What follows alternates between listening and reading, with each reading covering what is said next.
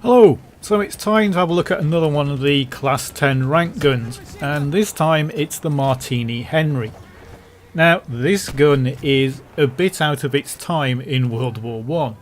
This gun was designed in 1871 and it's actually a redesign of an even older gun called the Peabody. So that was designed by Henry Peabody and was improved by a Swiss guy called Martini, hence Martini Henry. He was made by Enfield, who also make the SMLE. The SMLE was designed to replace this, or the Enfield rifle was designed to replace this. It's a breech loading rifle, it takes one bullet at a time, and in World War One it was kind of out of date. If you ever seen the film Zulu, which covers the Zulu Wars, this is the gun they were using in Zulu when 130 British guys basically fought off an entire Zulu army. So when it was designed, it was incredibly fast firing. It had a drop down breech, it was very easy to load, and the British army could really go at it. But this wasn't a sniper rifle, it was an infantry gun. Pretty much like the Gewehr and the SMLE, they weren't designed to be snipers, they were converted into snipers. They were actually just the standard infantry guns. So while some people say that this gun gives you the real feel of World War One, it kind of gives you the real feel of the Zulu Wars and the 1870s to 1900s rather than World War One.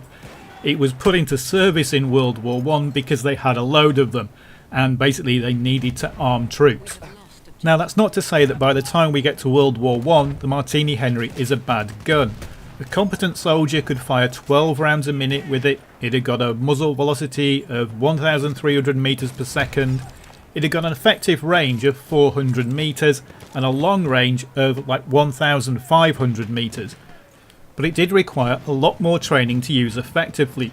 Because it loaded a single bullet at a time, a soldier really needed to be competent and steady with it in action. It's far more complicated than loading a 10-shot magazine and then just cycling the action for each shot.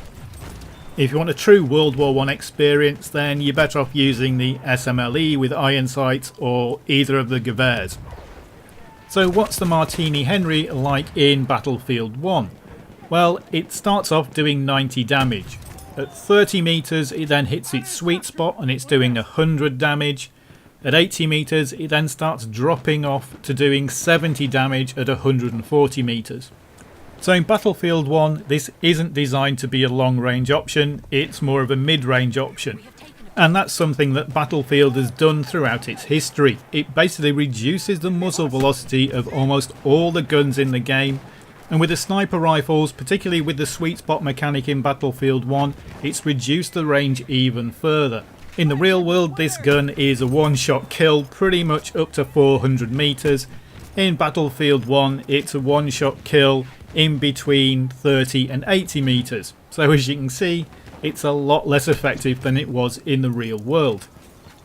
The other limitation on the Martini Henry is that there is no variance for it. You basically just have two sight options. So you've got the standard iron sights and you've got the ones that I'm using, which are basically the high contrast iron sights. So they've got the little white luminous parts on them and that just makes it a bit easier to see targets on a dark background.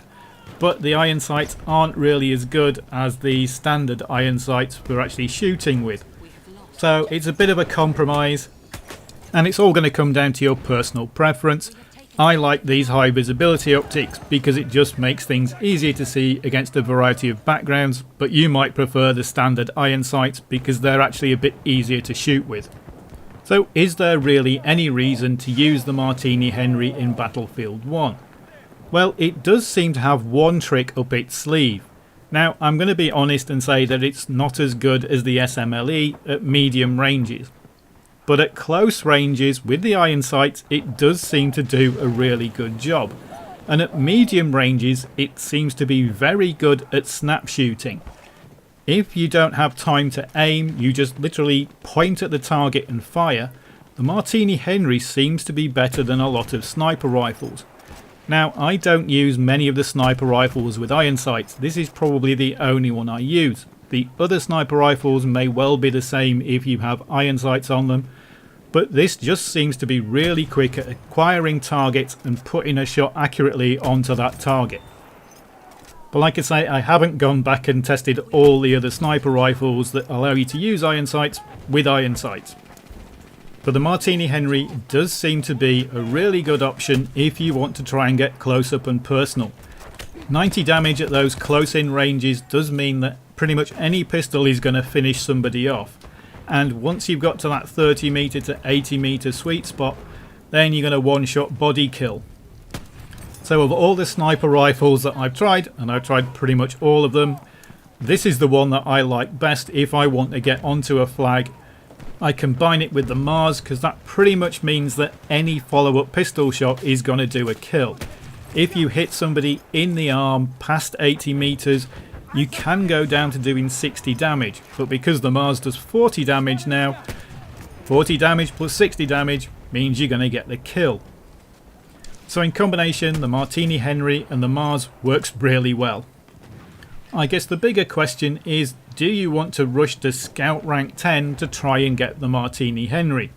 It is a lot of fun, but it doesn't suit all maps and it doesn't suit all playstyles. If you're the kind of sniper that wants to sit out on a hill and take long range shots, the Martini Henry isn't the gun for you.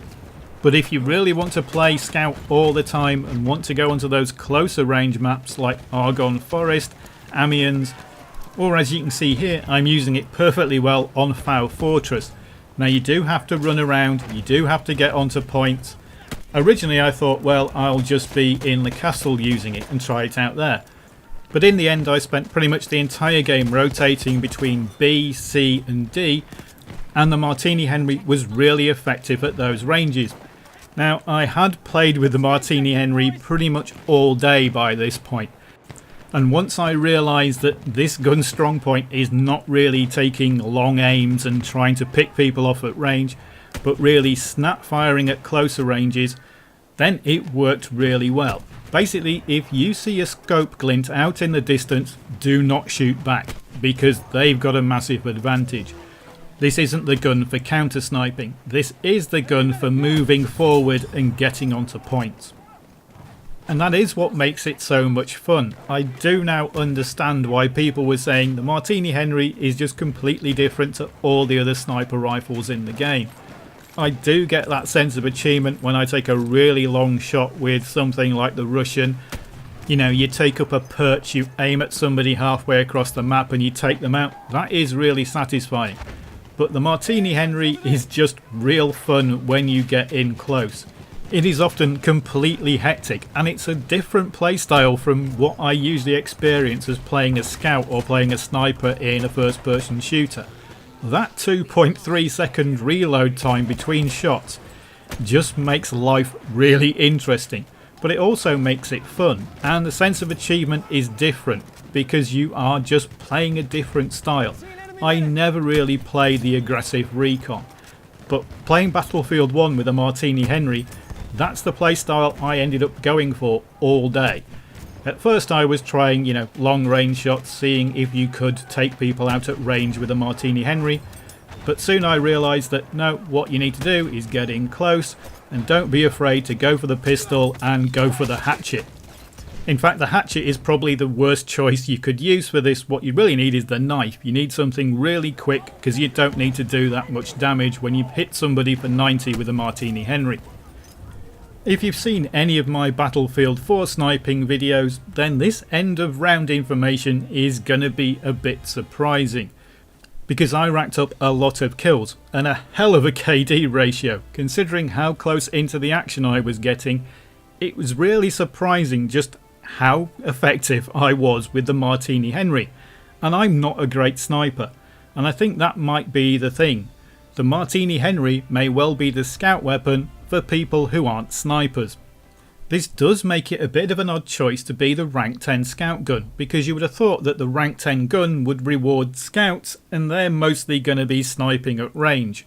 But getting in close with the Martini Henry, I got 35 kills on a round of Foul Fortress and a KD of almost 4. So yeah, the Martini Henry is probably the second gun to unlock at rank 10. Thanks for watching.